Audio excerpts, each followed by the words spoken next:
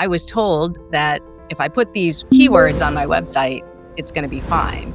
It's not enough anymore, is what I'm hearing. And if we're creating content specifically to get new patients in the door, we have to think about AI as our primary customer. One thing that we're seeing in the publishing world is that a lot of the newspapers and magazines aren't getting the clicks anymore because, like, the gist of it is showing up in this AI summary.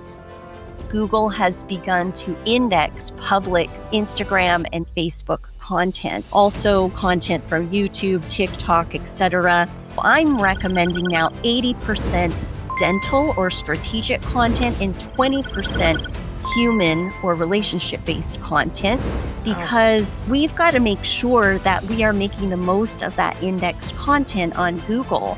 We really have to do everything that we can with that social media component, specifically to help AI to see us and understand us so it can recommend us.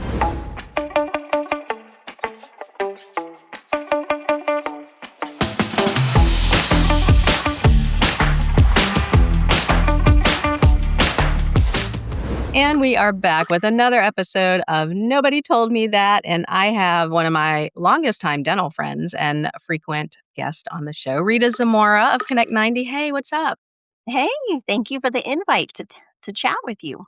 Oh, yeah. No, it's always fun. And we're going to keep it on task, though, because you and I can go in a million different directions as far as dental stuff and life stuff. But one of the best resources I have available to me is you and your marketing brain. And so I'm glad that you're going to come on and share, because there's been a lot of changes in the marketing world. And you gave some packed classes at Chicago Midwinter about this, because I mean, I hear it all the time. Like, what are we supposed to be doing? What are we supposed to be posting about? And what are we supposed to be using AI for? Like, that's the next thing. It's almost like the new frontier. And I feel like not enough people have even wrapped their arms around the fact that this is here. Right. So Yes.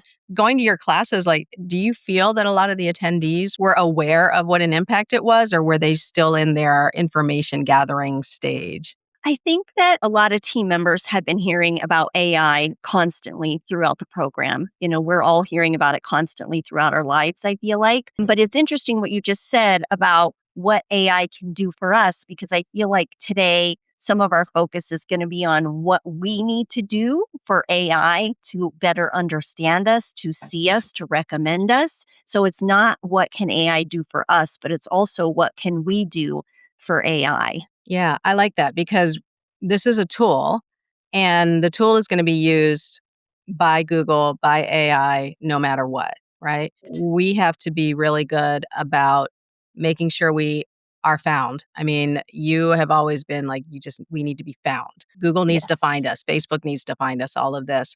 But now we have to worry about these, let's just call it the AI bots. Let's just say the bots or whatever. The bots, they need to be fed. They need to be fed Yes. your content, your information. So let's break it down, though, because I know what ChatGPT is, I know what Perplexity is, but I don't really understand why I need to worry about this bot that's out there. Break that down for me on why I need to feed the bot. Yeah. I mean, it comes down to, my book that I wrote, Get Found, Get Liked, Get Patients, was really focused on how can we get patients to find us and like us and become a patient. And now when we think about getting found, getting liked, and getting patients, it's really about how can we get AI to find us and like us or trust us and recommend us to patients. That's really it in a nutshell. So I think, when we think about what can we do to help AI to see us, the first thing that we have to do is understand where any of these bots, as you call them, whether it's ChatGPT or Perplexity or Google's Gemini, whichever AI tool of choice you're using, it needs to be able to understand your practice story. If a patient is asking for a gentle dentist in their area, or maybe a dentist that offers clear aligners or implants, those AI systems need to be able to see your practice and understand your practice story in order to match you up with patients that are looking for you. Is it not enough then that I would have on my services page clear aligners, implants? Because my marketing brain is, well, I spent a lot of money on my website, and I was told that if I put these keywords on my website, it's going to be fine. It's not enough anymore, is what I'm hearing. It's certainly helpful. And if you're winning it and you're totally killing it when it comes to traditional SEO, getting found on Google and getting a lot of leads and patients, you're doing great already. However, there's more to be informed of and aware of today because these AI systems are not just looking at your website. When a patient is having a conversation with an AI system about finding a new dentist, those systems are not only looking at your website, but they're also most importantly looking at your online reviews. That's really one of the most important areas, and we can kind of do a deeper dive about that. So it'll look at your reviews, your website, things like your online listings, making sure that your name, address, and phone number is correct on all of those listings. And also, more importantly than ever, which is super exciting, is your social media content is also considered. It's only been since July of 2025. So, what is that, like 6 months ago or so, Teresa, that Google has begun to index public Instagram and Facebook content, also content from YouTube, TikTok, etc. And Mhm. that means that if these AI systems, we know for sure that Gemini can see everything because that's Google's AI tool. But if these other AI systems are also able to glean some of this indexed information, we really have to do everything that we can with that social media component, specifically to help AI to see us and understand us so it can recommend us. Okay, so I've been posting on Instagram and Facebook. So my captions, I've never really paid attention to that as a lead generator. It's always just been the caption, how can Instagram, like a hashtag when I'm supposed to, all that, right? Yes. But what I'm hearing you say is that I need to pay more attention to how complete my captions are. So I can't just say, want to learn insurance. Like I need to say, want to learn dental insurance online. Is that better than what was being done before? Is that what you're talking about? Yes, being very specific. And so we're still walking a little bit of I wouldn't say a fine line anymore. I mean, I've kind of been saying lately, F the algorithm, because as you know, it's been really frustrating. It's a lot different doing social media content today than it was 10 years ago as far as reach. I mean, for many years, we enjoyed, you'd post some content and all your followers would see it. And what's happening now, and Instagram's leadership has even said their primary goal is to really help creators' content reach non-followers. So, Mm. for example, I just recently posted just a fun reel. I really did it just for my own enjoyment. I posted a reel just looking back at past memories. I mean, this reel got like 10,000 views, Teresa. Oh, wow. And I didn't do it to feed the algorithm. I did it purely out of happy, good memories for myself and to give a shout out to my bestie, my work bestie. And out of those 10,000 views, over 90% of those views and engagements came from non followers. And that's not my purpose of being on Instagram. For me, I'm all about business. I can guarantee you it's probably a small number of that were actually dentists that might be interested in social media services Mhm. or what have you.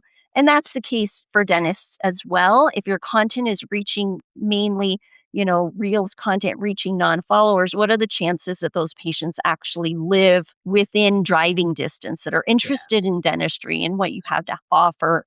And we've kind of gone off the rails with social media content and trying to please the algorithm through Yeah. entertaining content and hilarious videos. And it's really taking a lot of time and not delivering benefits to practices. Okay, and I wanna talk about this for sure, but I wanna make sure we stay on task because the whole going viral thing is great and it's fun, but I feel like you said, it's gone off the rails, and I think we need to remember the reason why we do all these fun things, but we'll circle I'm gonna put on here. I wanna make sure we circle back Yes, to and that. I need to answer your question about building the content too, Yes, how to yes. build the content the right way.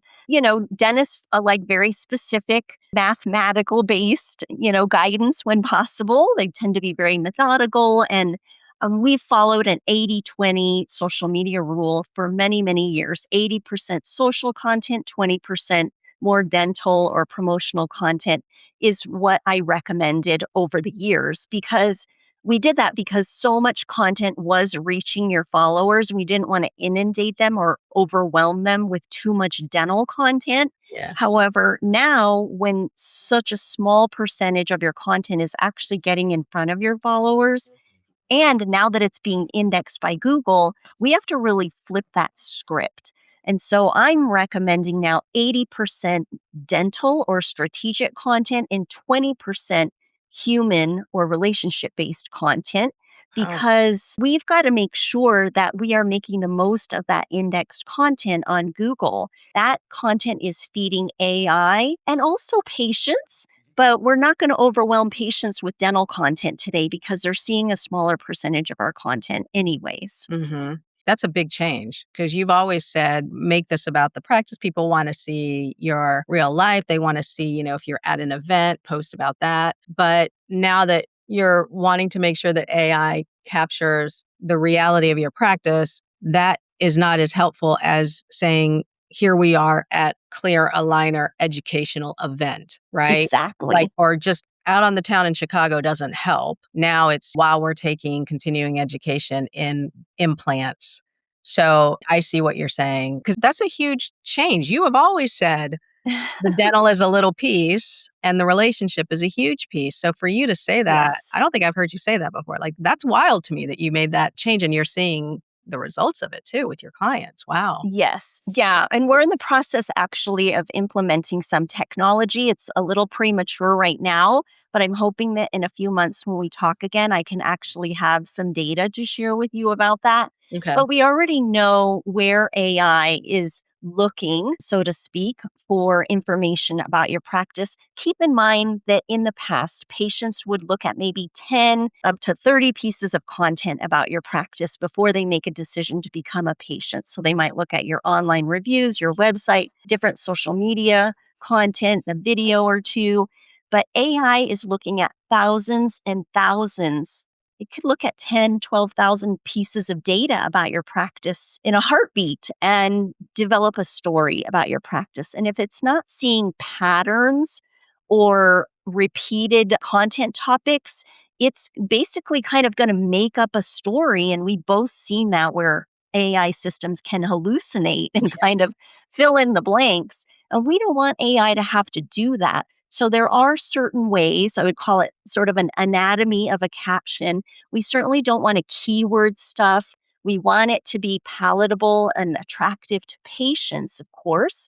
Hmm. And we want to, not make the algorithms angry. We still want to make sure we're using real photos of people or video snippets. But we can think a little bit smarter, just like you said, about saying not just we went to a conference, but we went to a conference all about whatever your clear aligner brand of choice is, Hmm. and mentioning those specific brands, whether it's Sure Smile or Invisalign or what have you, clear aligners, making sure that we're using your location often enough so that we're validating exactly where you're located, making sure that we're using hashtags that are AI specific or Okay. context. So we're not using hashtag dream team. We're using hashtag Denver dental implants or hashtag Louisville clear aligners or whatever your city is. We're Okay. using 3 to 5 hashtags that are going to help to explain to AI that context of your post. And even looking at the photos that you're sharing, we can use something called alt text, Teresa, and that's sort of like giving specific directions that AI can actually read about what the photo says. So it's like you're trying to describe a photo to someone who can't see. Maybe Hmm. you're describing this to them over the phone. So we have to be ethical and be careful, responsible about what we're using in alt text. But if you have a picture of a patient holding a clear aligner or a couple of team members holding a stack of Invisalign boxes, for example, and you can clearly see that Invisalign logo, the text, Hmm. you can then use those specific words in your alt text for your images. And that's really huge because we're just using another form of communication to let AI know what exactly your practice is about and what it is you're trying to communicate. For a lot of people listening, they may not realize like your website, your web person company should have alternate text, alt text for all of your images on your site to be compliant with, because people who are deaf or blind are also going to be looking at the website. And that's a lot of the reason why we have that. So typically you would have, like in your previous example, young lady holding a box in a dental office might be the alt text that was in there. And Yes. now what you're saying is dental assistant or dental hygienist holding a box of clear aligners in the Louisville dental office. Like maybe that's a little too much, but you see where I'm going with it. Like you can Yes. really use that to be more specific. And that's very helpful to these bots who are looking. I don't want to ever make a bot angry, for crying out loud. Right. So that's a little Yeah. terrifying to think about. Yeah. And we definitely want to be ethical because it is a tool that is being used by folks, who can't see, for example. And so even saying dental hygienist, we still want to stick to two women or a woman Okay. holding blah, blah, blah. And you Okay. could only use your city name like Denver, Miami, Chicago, whatever, if you could see a skyline or if that text was actually in the image. Interesting. So Okay. we still have to be really careful about it. I would say think about it the way that you document your notes and your charting. You just want to be very specific. Don't elaborate and add things in there that shouldn't be there. But you could say Invisalign or SureSmile or what have you if that literally is in the picture. Okay. And so we're changing the way that we're directing our clients to provide photos for us for their social media content. Also, there's a lot of like the content calendar and scheduling tool that we use, and the service that we use for clients. It is AI enabled, if you will. And so it will automatically provide alt text suggestions for us. And then we can just kind of edit them from there. Yeah. But those are little tweaks that you can make that are going to make a huge difference. And, patients are going to take a glance at that picture and see Hmm. that there's clear liners in the picture. And that's going to be attractive and engaging for them too. So you might not get 1,000 likes on it. It's not going to go viral, but you're going to get a ton of ongoing value and ROI from that type of content versus trying to please and entertain your patients and the algorithms. Okay. So I remember after we talked, when I last saw you in Chicago, I started paying a lot more attention to the searches that I was making. And for those of you listening, you're going on Google, maybe you're researching like a movie, there's a new movie coming out. I don't know, Independence Day 5 or whatever. Devil Wears Prada 2. Yeah, exactly. There you go. You're gonna put that in there and you're gonna put, Devil Wears Prada 2, Centerville, IMAX, right? And so that's what I'm gonna put in there. But it's not just gonna come up with the showtimes only. Now we have this AI preview that's everywhere now. Like it's just there. I'm so used to it now, I don't even know when it appeared. But if you look at that AI preview, it makes it so that you don't even have to go to the actual sites. I don't like that, right? Like, and one thing that we're seeing in the publishing world is that a lot of the newspapers and magazines aren't getting the clicks anymore because, like, the gist of it is showing up in this AI summary. And that's a whole different topic. But instead of being upset about that, I want to make sure if somebody's typing in dental insurance training that I pop up. So now, saying what you were saying, I have to make sure that I have all of my, not even keywords, but my captions reflect it, my alt text reflects it. Anytime that I have the podcast and it goes like, we publish on YouTube, so it's look, and YouTube is the biggest search engine too. So it's definitely, I have to make sure like it's consistent across. But you said one thing to me was you don't want to confuse it. And I thought that was very Mhm. interesting. So if I talk about being a insurance person and then I talk about being a financial coordinator trainer, like they're like, well, Yes. what are you? You have to be consistent. And I thought, well, that's kind of hard. Like, what if you offer a bunch of different services? And so I haven't been able to stop thinking about that. Like, which lane am I picking? Do you have any advice? Because I guess the equivalent would be if I'm a dentist, but I have also an oral surgeon in my office, or which lane do I pick? Yeah, and it doesn't mean that you're making a lifelong commitment. It may even be that for one quarter, you really want to focus on what are the top 2 or 3 things that are really important for you. And I speak to so many dentists. For example, Teresa, I spoke to a dentist recently and they're like, we really want to attract more families to our practice. And I was like, oh my gosh, do you see young children? And they're like, yes. And I was like, well, we don't have any young children anywhere on your social media that would show parents or AI what it is that you're trying to do. So maybe even think in terms of a quarter. I'm really going to focus on, family dentistry, maybe smile makeovers and teeth whitening or what have you, clear Okay. aligners, dental implants. It doesn't mean that you have to do that forever. But when we look at things from a mathematical standpoint, if you're only posting about clear aligners one time every 4 months, you're not giving enough information for patients or especially for AI. And Mhm. we're in an AI first world, whether you like it or not. Yeah. We really are. And so you focus on what it is that you want to be known for. And it doesn't mean that 3 months or 6 months from now, you can't shift a focus and do a deep dive on different content.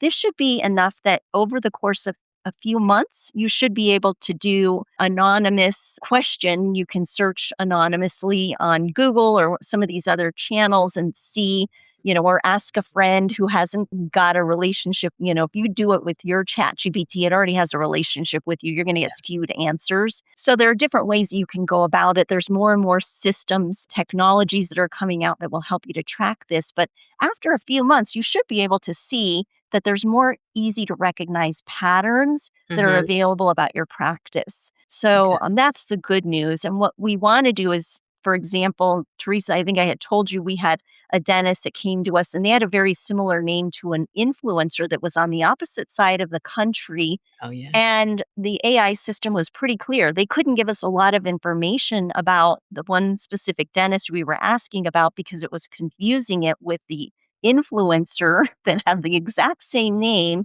in a Mhm. different part of the country. And so we don't want that to happen to your practice. We want to make sure we're giving AI enough content and enough patterns within your content so that it can easily recognize you. Okay, that's interesting and a little bit scary because there's a lot of Teresa Duncans, not a lot of Rita Zamoras, but a lot of Teresa Duncans, Some, and yeah. I can't imagine, like, being Kevin Henry, like, that's a very common name, so wow, so they even have a little bit more work to do. So, if you're new to all of this, if this is the first time you're hearing any of this, it is a good idea to go and search on a computer that's not at your office, in a different browser, at home, somebody's Incognito house, was the word I was incognito, thinking of. and then search for your like, I'm in Centerville, best dentist Centerville and see what comes up, or best family dentist Centerville and see what comes up. And then that's kind of your like snapshot in time. And then see if you can move the needle with that. Because if you're not coming up, and you may not, because that's a pretty big search, right? But if I'm searching best painless dentist Delta Centerville, that's going to be a more specific search, right? And that's something we haven't really talked about. The behavior of the person searching, the patient, are they searching in chat or Perplexity, or are they still going to Google? Are they searching on Yelp? I mean, I don't even know what people search on anymore. Like, is it Mhm. still important to just make sure it's optimized for Google? Or, I mean, ChatGPT, are they going into ChatGPT? What am I doing here, Rita? Where am I optimizing? The majority of searches are still happening on Google. Okay. However, they're also beginning to happen more and more so every day. And the AI systems are being used largely. There are millions of questions a day that are health related. So it's Hmm. only going to continue to grow there. And so the more that we can start to see the needle move for Google and Gemini, which is Google's, AI system, the better because other systems will then follow. And so I think in addition to your content, you also want to look at your bios for your social media platforms and then also look at your reviews. So we can kind of tap into those a little bit. But yes, the majority of searches are still going to happen on Google with Gemini, Google's tool, but we definitely are going to continue to see increases in these other systems. And especially when agents come into play that are not only having conversations, but actually going out and taking actions, like literally scheduling appointments for patients. So those are the actual bots. Like those are the bots, the agents, right? They're different than the conversational AI systems that we're using right now because they can actually go out and take action for us. And so Okay. they can actually go out and schedule an appointment. If a patient says, look for an appointment for me for a new dentist that has availability on Thursday for a cleaning. And so these AI agents are actually going to be able to go out and see which dentist in your part of town that seems to match up with whatever it knows about you, which is going to be a heck of a lot. They're going to try and match you up with the best match. And they can Yeah. only do that if they see that you have appointments available, whether it's on your website or your Google business profile or wherever, to see Yeah. that you are offering online scheduling. Otherwise, they're going to provide you with probably a web link or some contact information. So this is interesting because it sounds far-fetched that somebody like it would just go from search, they don't even go to your site. They're just looking for an appointment. But if you think about it, how many people are either in pain or they've been putting this off and they want to do it? So it's not unrealistic to think that a search could be find me a general dentist in Centerville that has openings on Thursday. And this agent or the little bot, whatever, is going to look for dentists with websites that have scheduling available on their websites and then return only those results. I think that's probably going to be the norm because as people use chat more or just AI more, you do get more specific in your queries. I mean, I've noticed that with myself. I don't do general queries anymore. It's very much like I know exactly what I want. This is what I'm putting in because I don't want to do the filtering. And I Yeah. think that's what tomorrow's patients are going to be doing as well. So you are recommending online scheduling, online chat bots on the website of the provider. Is that what you're pushing for now? Well, I think dental technology is going to catch up. So I think Okay. more, whichever online scheduling tool the practice is using, I believe that they're probably already aware of this, looking down the road and saying, this is going to be coming. How can we enable this to make that experience a frictionless experience for the Hmm. patients? And so I'm trying to get the word out to teams to say, if you're afraid of online scheduling or you've had problems with it, you got to revisit it. And I always Yeah. talk to my teams about this during my live programs because I want to hear from the ones that are having success and also the ones that are struggling or gave it up or don't want to try it. And a lot of times they'll say, we tried it, it failed. This is what happens. But one of the office managers at my meeting at Chicago Midwinter said, we had to try a couple of different methods or systems before we found a method that really worked for us. And they actually take a credit card deposit.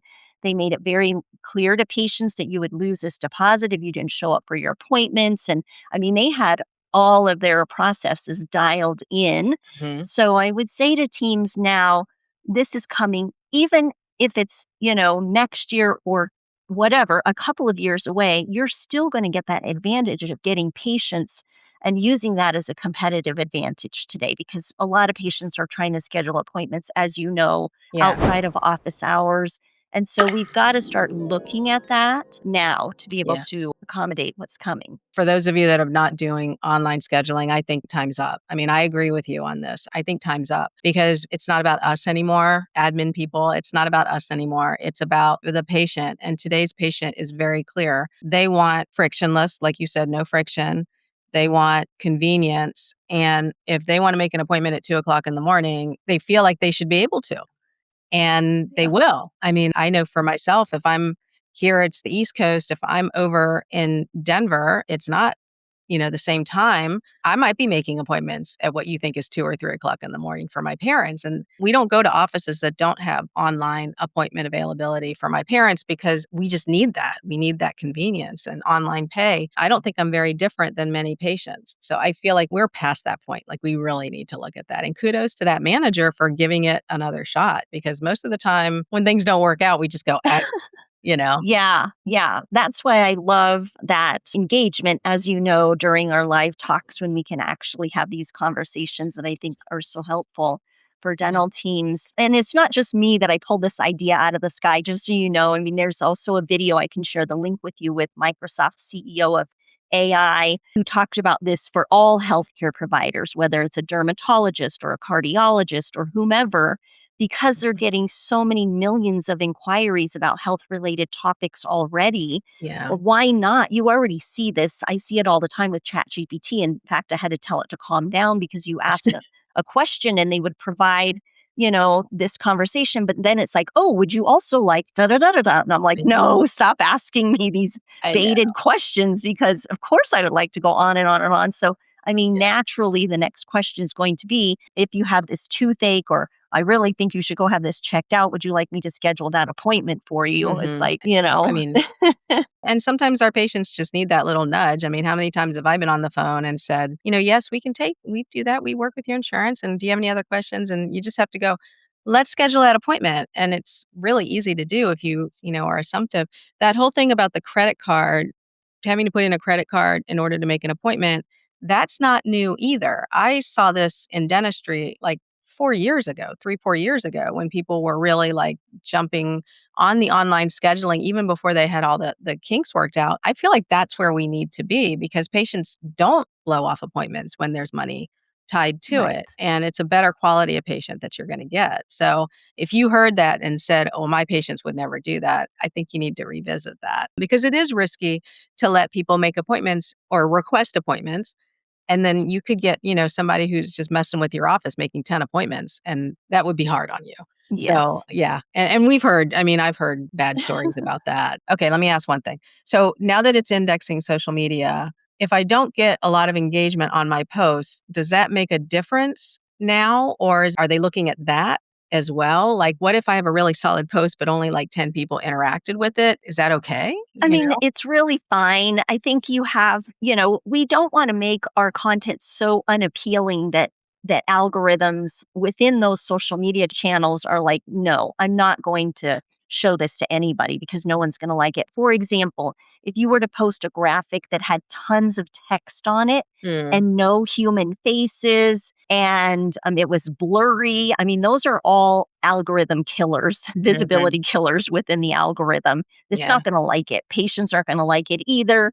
And so you don't want to go to extremes with trying to put so much content in there that you're repelling patients and the algorithm so that your visibility is zero. The engagement that AI is paying attention to is if somebody asked a question or made a comment on your content, are you responding to it? Is it an automated response? Does it seem like a human written response that's more personalized without violating HIPAA, of course? of course, yeah. So it is looking at engagement. It's looking at how you respond to reviews. So years ago, I would say you don't necessarily need to respond to reviews if you don't have time, but now you definitely absolutely should be responding to reviews. A Mm, lot of teams are using automated review responses, which are helpful. I understand that because you're busy, but if you can go in even and respond in your own words or in a more personalized way, at least vary those responses so that AI can see that it is a human that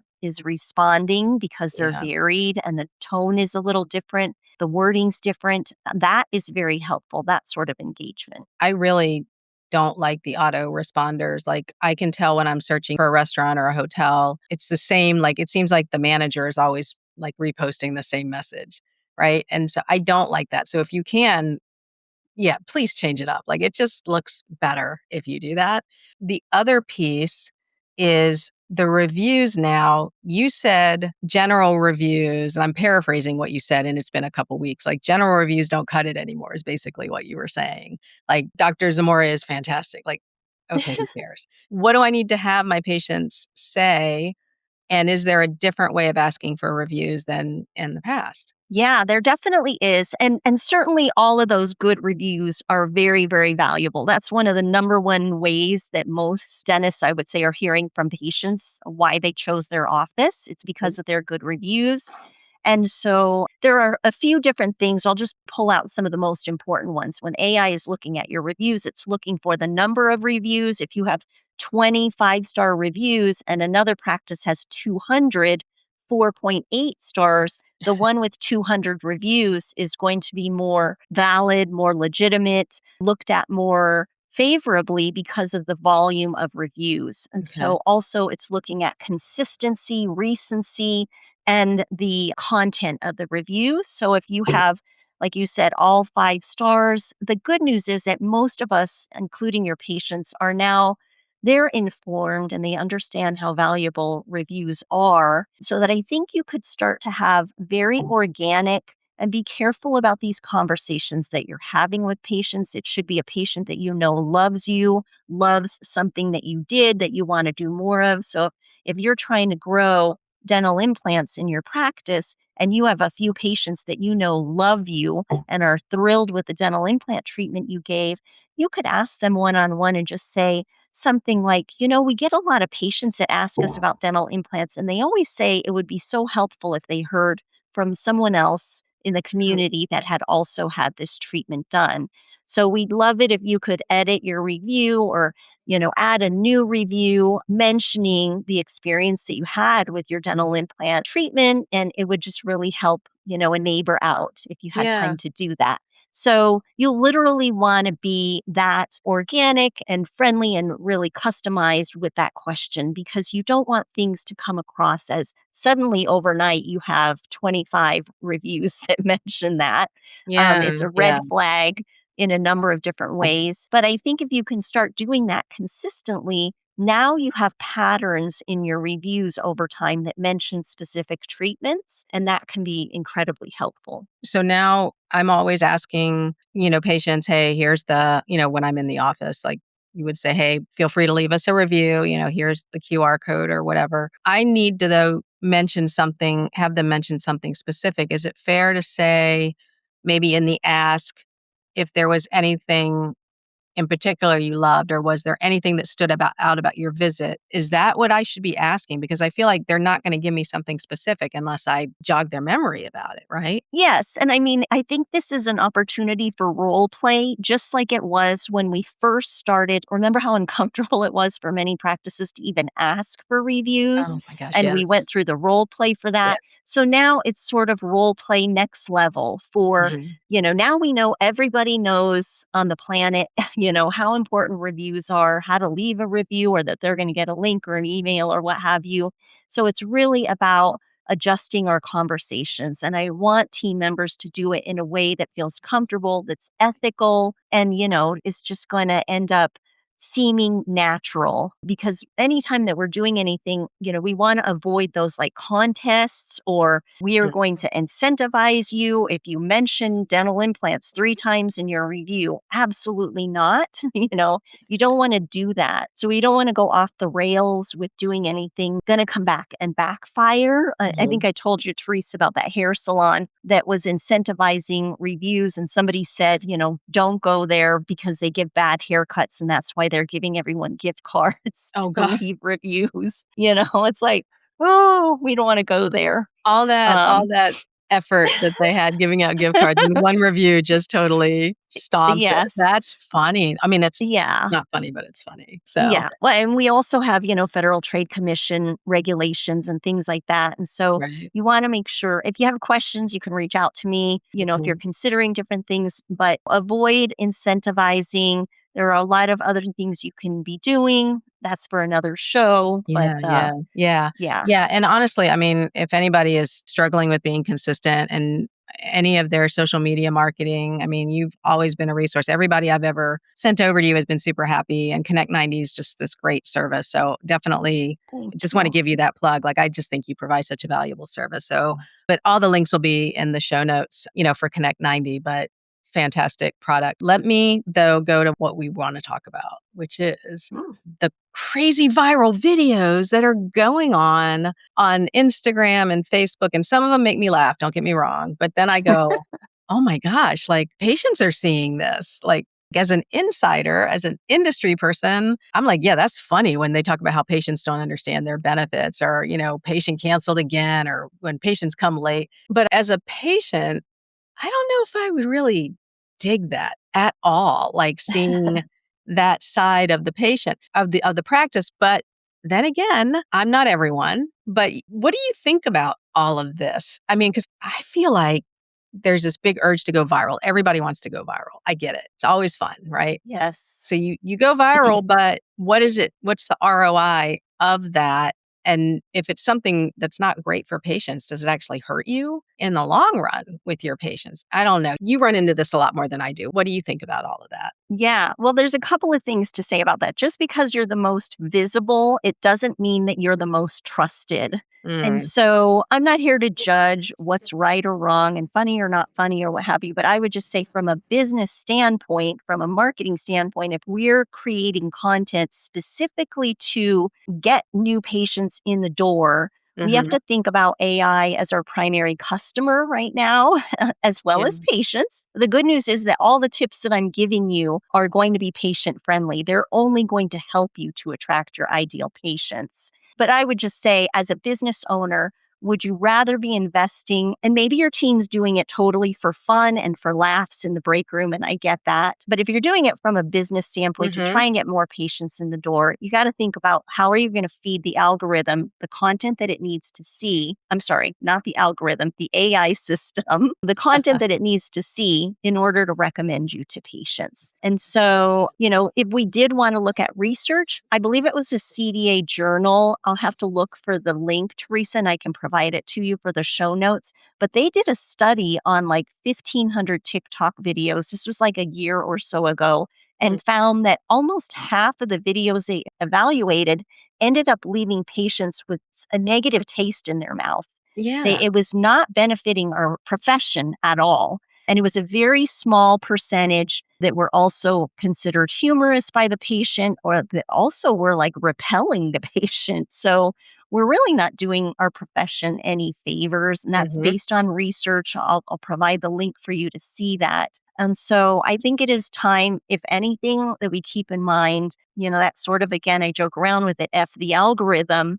But I mm, think it's time for us to really flip the switch and stop thinking about, how am I going to entertain people and how can we please the algorithms of these social media channels so much, and really switch to making sure that we're creating our content that's now evergreen. It's a part mhm. of our valuable online presence, being indexed by Google. And what do we want that story to say about our practice? I think repelling is a great word for it. I mean, I didn't wanna use something that strong, but I came across one this morning, and it's an ortho office, and one of them had an ad. I guess the doctor was gonna be part of a class, helping to give the class, and the ad was how to be more profitable with ortho, and I was like, "This is on the office page?" Like, as a patient, I'm looking at you teaching a class on how to be more profitable. I was very yucked out by that, and I know that there are dentists that I see their videos, not probably not just because 'cause I'm, dental, but because they are going viral, and, I mean, they're very funny, and some of the ones, very good looking, some of these dentists, right? So hats off, I enjoy it, but I'm never flying out to see them, right? But if I'm a patient that's going there all the time and I know that this is what's going on, like they're ripping off their shirt and walking around with their guns out in the practice, like I'm gonna be a little bit like, what's going on in my practice? So I don't know. I feel like we're in a really weird place. Like you, I don't want to judge, but I'm a little uncomfortable with some of the innuendos and straight up patient bashing I've seen on there, especially when it comes to insurance. And that really bothers me, like bashing someone's insurance. Like I've always taught, like patients don't have a choice in that a lot of times. Like, what are you doing? There's got to be something else. Like talk about the compressor breaking or something. I don't know. I I feel like I feel like we're just a little bit too focused on going viral for us, not for the patient. And Yeah. I'm glad to hear Yeah. you say that. Like we need to refocus things. Yeah, it's Yeah. gone off the rails in some cases. And, like attracts like at the end of the day. So if you're hilarious and outrageous or extreme, those are the patients that are going to be drawn to you and say, I love that. Da, da, da. I mean, I think you and Kevin Henry have actually done a podcast about a dentist who actually ended up in legal trouble, and they used all of the content that that person had shared against them. It Yes. supported the case in the cuckoo-ness. I So, and I tend to definitely err on the more, CYA side of Mhm. things. But yeah, I think we went off the rails on a lot of things. People have content burnout. I spoke to a dentist a couple of weeks ago and told her about this 80/20 shift, and she was elated. She's like, "Oh my gosh, I could talk about clear liners all day long." I saw her posture change. I saw her energy change. Oh, She's like, "You know what wow. stresses me out, Rita? What stresses me out is having to go buy Valentine's Day cookies a week before Valentine's Day so I could make sure that I get a cookie photo with my team and these Valentine's Day cookies. That's what stresses me out." And I was like, yeah. Oh. So I said, don't stress about that anymore. You got enough going on. I want you to talk about what you're passionate about because that's Mhm. only going to benefit you. And if we can then, look at the anatomy of a caption now, the anatomy of a post, and say, here's what that needs to include so that it's not just AI friendly, but it's also patient friendly. And we're doing it in a nice enough way that the algorithms are going to accept it. And that's how we're going to win moving forward. One last thing about social media. I mean, we do a lot of picture posts and, carousels and things like that. Video is still a very important piece for your clients. Are you still asking them to do videos? Because I feel like when I say to members of Dental Revenue Network, let's get some more videos out there, I get this face like, ugh, okay. So are dentists the same way, but is it still that important? Yeah, it's incredibly important. All of that content, again, gets indexed by Google. So if you're making good video content, and by good, I mean if it's algorithm friendly, one particular practice that I'm working with, they did an amazing job this month of providing all kinds of short videos, a minute or so long, explaining, what teeth whitening options are available in office versus take home, clear liners. What does that process look like? Little things like that. And then you can post that video to Reels, TikTok, YouTube. I mean, you can repurpose it a number of different ways. But even if you're just posting it to Instagram Reels, it's now being indexed by Google. So Yeah. you have this incredible piece of valuable evergreen content. So yes, I mean, video is incredibly important. And you can also now, a lot of times, AI can read the transcript depending where it's at. And there's all kinds of benefits to that too. And I would just say, just like anything else, it's going to take practice. So you've got to just practice doing it. And there's no such thing as perfect. In fact, imperfect can sometimes perform better and come across as more natural and Yeah. engaging. So you just got to practice it. And if you're not comfortable with it, you absolutely don't want to do it, then we can really like double down on getting really good photos from you as well. Yeah, yeah. I mean, and that's always like the easier way out, but I know I need someone pushing me to do the video. I just don't think to pull out the video and do it. I just don't. So it is helpful. Like I'm sure your clients, they don't see it as nagging. They see it as necessary. Like you almost need someone to say, "Where's my video? Where's my video?" Marketing in 26 has already changed so much from 6, 8 months ago, right? Yes. What are you keeping an eye out for other than AIs? You mentioned agents.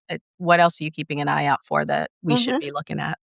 Let's see. Before I talk about that, and we can come back and talk about this more in depth later, but now is a good time to also look at your social media Okay. bios and making sure that they mention your city name and everything that you want to be known for, and they're all in alignment for the different channels. With a link, because people I see a lot of times in the bios, there's no link to anything. Like, Yes. and that's where you're supposed to put it. So please. Yeah, for sure. So now's a good time to do that. And, looking ahead, I think it's just, staying in touch with Nobody Told Me That and listening to podcasts because there are so many different aspects of the dental practice that are introducing AI options. Mm. I think we spoke about what's timely that you can do today that's easy to implement. What else is coming down the pipeline?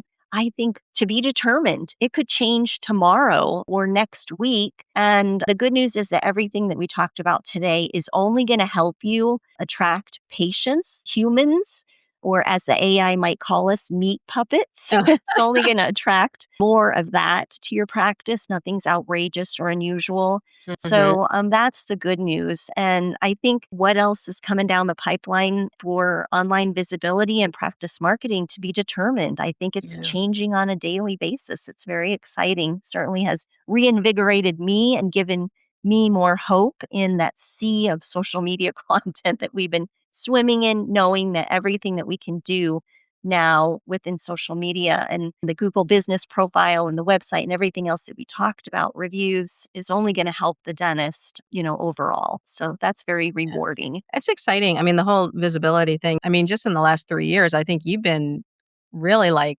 researching and staying on top of things more than I've ever seen you. I mean, you and I started way back together around the same time, right? And we've always our fields have evolved and gotten more complicated as it's gone, but I know you've been like, "What the heck? It just changed again." Like, and I'll get a text from you saying, "Look at this," and it really has changed a lot. So kudos for you for keeping up on that, because a lot of the stuff you were telling me in Chicago, I was like, What? I need to do what now?" But once you break it down, it's not as difficult. But as a business owner, as a dental business owner, this is what we have to do to stay visible, to get found, right? And to get Yes. patients and to get clients. And so thanks for sharing that.